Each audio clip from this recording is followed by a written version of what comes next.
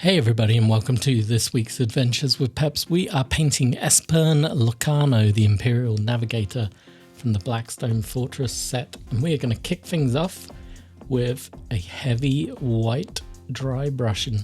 It's not a very exciting step, so while I'm doing that, let's read about who he is.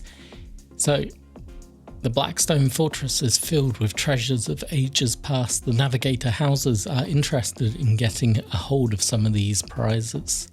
Locarno is a sanctioned mutant tasked with recovering cargoes which belong to his house by ancient rights, as well as technologies to refine the ill-understood process of warp travel.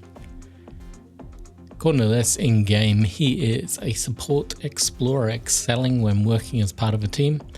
He is pretty respectable in combat, but he needs to be shielded by everyone else so that he can use his strange psychic powers to pull enemies into firing lines, or to allow you to get in close with your weapons. He is the perfect support character for friends and can manipulate his opponents. So there you go, that is it.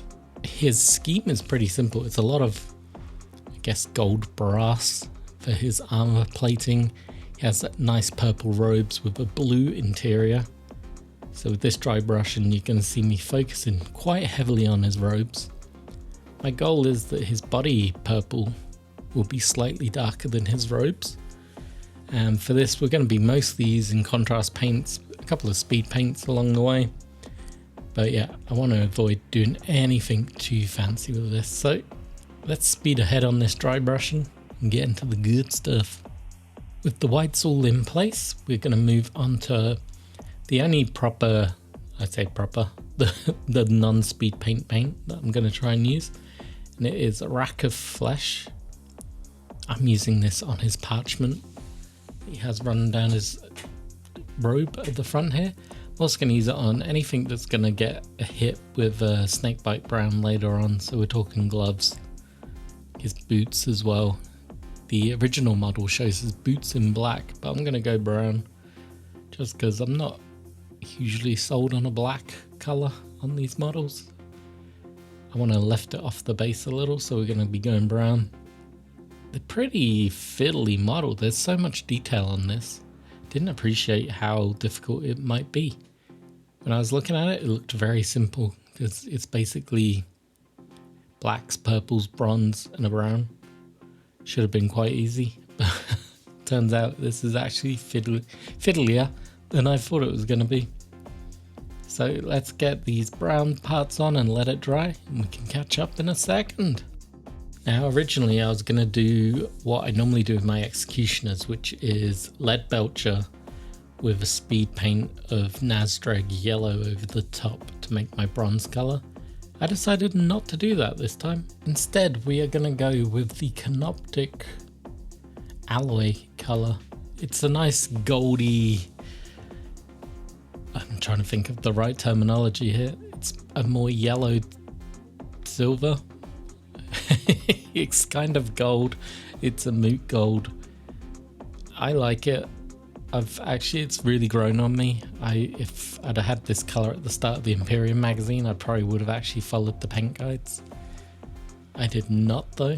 So I'm just going to pick out his breastplate, his shoulder pads, his helmet for the most part. This will all get washed over later on to darken it down and make it look the way I'm hoping it's meant to look in my brain.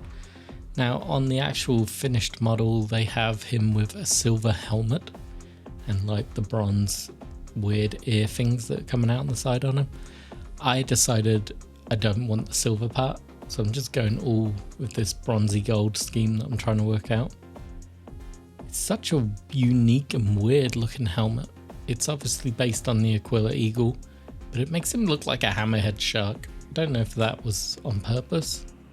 Not really read much about him, but I really like it.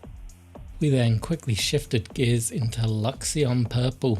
This is the main part of the model now, so there's going to be a lot of this. It's a very priestly purple, is the only way I can describe it. It's going to be bright, bold. I've kept his legs slightly lighter on the dry brushing than the cloak, as you can quite easily see. This I'm hoping will produce a darker purple for these inner robes. whereas the outer robes will look a lot brighter. This is a pretty time consuming stage as I'm trying to not hit everything that I've already painted. And we're just going to work our way around trying to not get some evil brush strokes going. This is not going to be easy because the cloak is pretty flat, but the more I can control this, the better off we'll be. And just look at it. It looks beautiful. I'm so happy with it. So happy.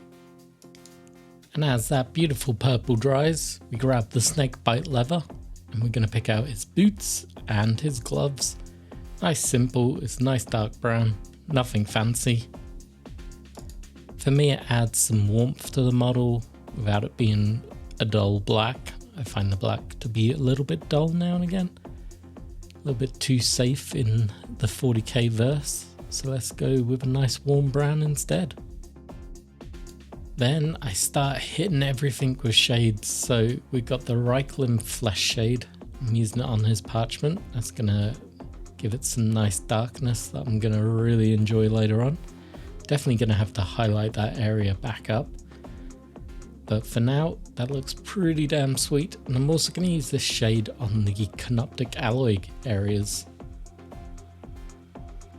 And all that's gonna do is really help darken it down.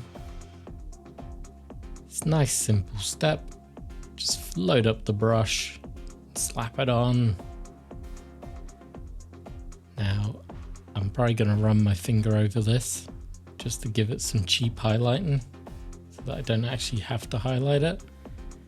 But yeah, super easy step. Just load up the brush, slap it over everything and let it dry. I do enjoy using speed paints. It makes life so much easier.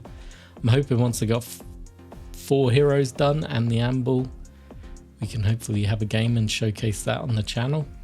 If you're interested, let me know. If you know the game that I'm actually talking about, I'm not talking about Blackstone Fortress, I'm talking about Combat Arena. It was one of my earlier videos here. Let me know if there's preference on which heroes I should be playing. And I'll get them painted first. Otherwise, I'm just gonna randomly pick some heroes and get going with it.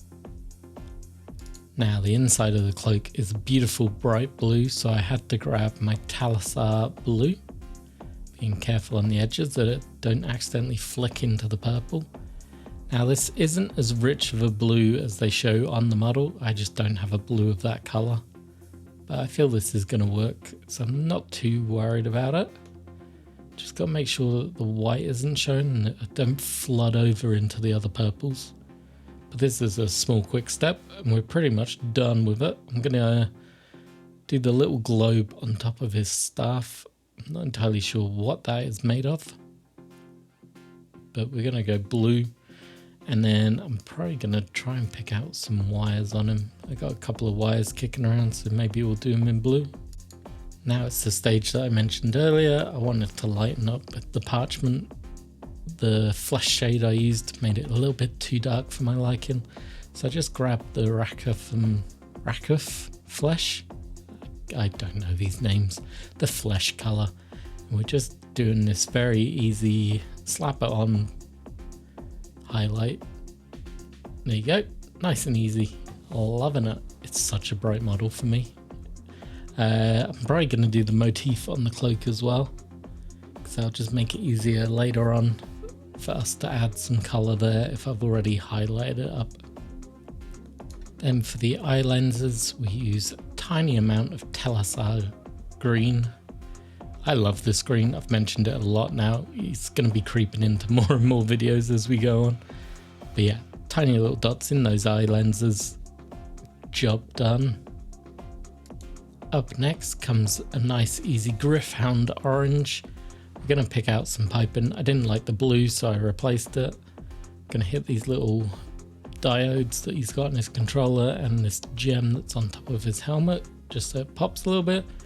Then we're going to work our way around, just picking a few of the cables and wires that this Navigator has on him. No idea what they do, none whatsoever. But we're going to try and carefully pick out some colors, give them some areas of interest. We then finish up everything with a little bit of Combatant black. I'm going to try and do some script on his parchment. Don't copy my process. I'm not very good at this. My brushes are not fine enough. I don't water my paint down enough. But I'm just doing some scratches along it. Trying my best. You get the idea though. It kind of works. Just scribble, scribble, scribble. And hope for the best. And with that complete, if we get these last few lines in, we are there. We have a tabletop ready. What was his name again? Already forgotten. Espern Locarno, an Imperial Navigator. This was a fun model. Got to use purple a lot more than I have done in previous models. Last time I used this purple was in a Judge Dredd figure, one of the mutants, and I absolutely loved it. So having the chance to use it again on this guy's robes was a great opportunity. I can safely say that having a brighter white on the cloak didn't actually affect the color at all. As you can see, his body purple is roughly the same, and there is a big splodge of paint right in there. God damn it. Right, let's get a dry brush and we'll soak that up. The good thing with contrast paints is this. There you go. It got caught on the pattern that is in there. So as it had run, it got caught in the loop and then it had formed a pool. Luckily with a dry brush you can suck it up, but it also shows you how quickly I'm painting this model. Speed paints aren't even dry. This thing is wet still. So I'm putting it down, we'll let it dry and I'll get you some pictures.